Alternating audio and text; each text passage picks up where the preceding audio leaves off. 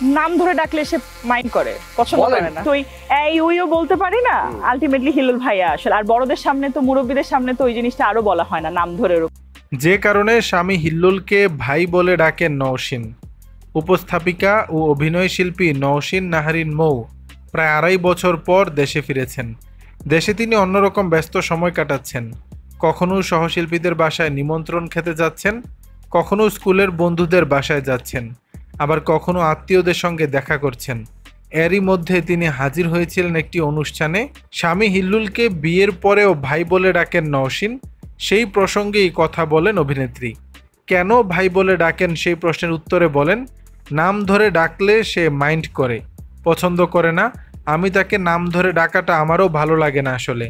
আমি হয়তো অন্যের সামনে গিয়ে বলি যে ও ওটা ওটা, কিন্তু ও এই ওইও বলতে পারি না। আলটিমেটলি হিল্লুল ভাইয়া।